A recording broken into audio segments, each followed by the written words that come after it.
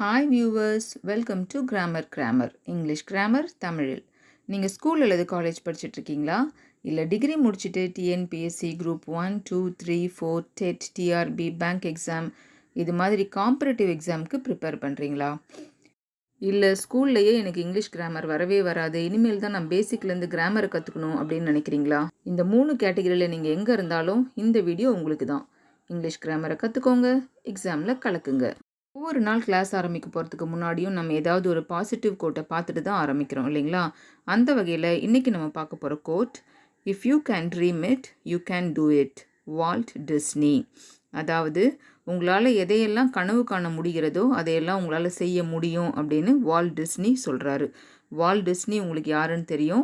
Disney land அப்படின்ற theme பார்க்கை உருவாக்குனவர் தான் Walt Disney. அவர் தன்னுடைய எக்ஸ்பீரியன்ஸ் மூலயமா சொன்ன கோட் தான், if you can dream it you can do it. நம்மளால் எதெல்லாம் கற்பனை பண்ணி பார்க்க முடியுதோ, கனவு கண்டு பார்க்க முடிகிறதோ அதையெல்லாம் செய்வதற்கான திறன் நம்மளிடத்தில் இருக்கிறது அப்படின்னு அவர் சொல்கிறாரு. இந்த ஒரு பாசிட்டிவ் கோட்டோட இன்றைக்கி நம்ம கிளாஸ்க்குள்ளே போகலாங்களா? இன்றைக்கி நம்ம சேனலில் புதுசாக ஒரு டாப்பிக்கை இன்ட்ரடியூஸ் பண்ணுறோம். அது என்னென்னா ஃப்ரேசஸ்னால் நீங்கள் கேள்விப்பட்டிருப்பீங்க. ஏற்கனவே நம்ம இடியம்ஸ் போட்டுட்ருக்குறோம் இல்லைங்களா? கிராமர் டாபிக்ஸோட இடியம்ஸ் இன் சென்டென்ஸில் கூட நம்ம போட்டுட்ருக்குறோம். இனிமேல் நம்ம சேனலில் நம்ம ஃப்ரேசஸையும் பார்க்க போகிறோம். எப்படி அதை நம்மளுடைய டே டு டே லைஃப் கான்வர்சேஷனில் எப்படி நம்ம அதை யூஸ் பண்ணலாம் அப்படின்னு சொல்லிட்டு எக்ஸாம்பிள் சென்டென்ஸோட ஃப்ரேசஸையும் நம்ம பார்க்கலாம். இப்போ நம்ம ஃப்ரேசஸ் அப்படின்னா என்னன்னு பார்க்கலாங்களா? இந்த ஸ்லைடு பாருங்கள். Phrase is a grammatical concept which has neither a subject nor a predicate but a sequence of words that acts as a single grammatical unit in a sentence. அதாவது phrase அப்படின்னா என்னன்னு பார்த்தோம்னாக்கா, அதில் ஒரு சப்ஜெக்டும் இருக்காது, ப்ரெடிகேட்டும் இருக்காது இல்லைங்களா? உங்களுக்கு சப்ஜெக்ட் ப்ரெடிகேட்னா என்னன்னு தெரியும். அந்த சென்டென்ஸில் நம்ம யாரை பற்றி பேசுகிறோமோ அவங்க தான் சப்ஜெக்ட். அடுத்தது அந்த வேர்ப்லேருந்து மீதி எல்லாமே அந்த சப்ஜெக்ட் என்ன செய்யுது அப்படின்னு நம்ம சொல்லுவோம் இல்லைங்களா? வேர்ப்லேருந்து அதுக்கப்புறமா வர்றது எல்லாமே ப்ரெடிகேட் அப்படின்னு நம்ம சொல்லியிருக்கிறோம். இந்த ஃப்ரேஸ் அப்படின்னு நம்ம சொல்கிறதுல சப்ஜெக்ட் இருக்காது, ப்ரெடிகேட் இருக்காது. ஆனால் 2-3 வார்த்தைங்க சேர்ந்து ஒரு கிராமட்டிக்கல் யூனிட்டாக இது இருக்கும். இந்த ஸ்லைடு பாருங்கள். Phrase is a group of words that expresses a single idea. அதாவது phrase அப்படின்றது குரூப் ஆஃப் வேர்ட்ஸ் சேர்ந்துருக்கும். ஒரு குறிப்பிட்ட ஐடியாவை அது எக்ஸ்ப்ரெஸ் பண்ணும். But does not form a meaningful sentence. அந்த ஐடியா அதாவது அந்த ஃப்ரேஸ் ஒரு மீனிங்ஃபுல் சென்டென்ஸாக தனியாக நிற்க முடியாது. அதனால் அது அதை நம்ம தனியாக பார்த்தோம் அப்படின்னாக்கா அதுக்கு முழுமையான பொருள் கொடுக்காது. அப்படி இருக்கிறது தான் ஃப்ரேஸ். இந்த ஸ்லைடு பாருங்கள். All idioms are phrases but all phrases are not idioms.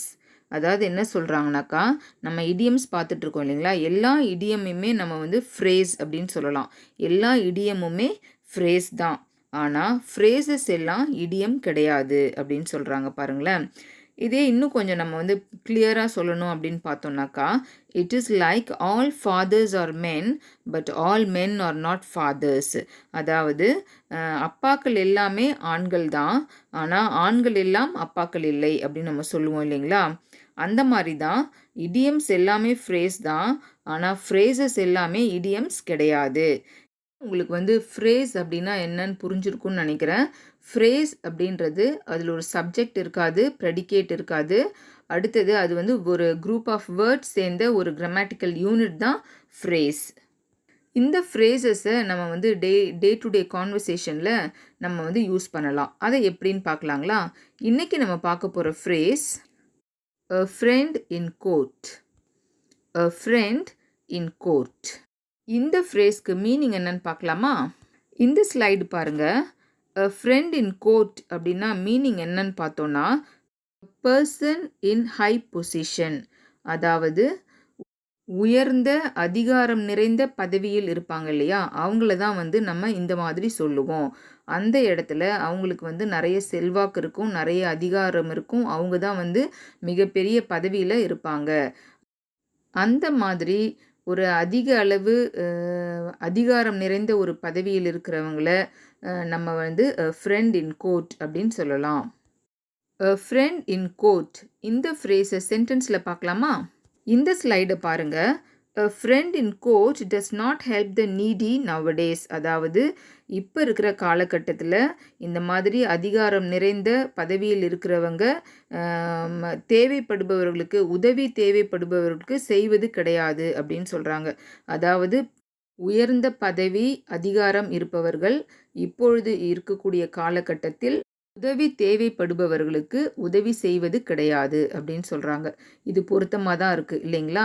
இந்த காலத்தில் அந்த மாதிரி யாரும் நம்மளுக்கு ஹெல்ப் பண்ணுறது கிடையாது. அடுத்த சென்டென்ஸ் பாருங்க.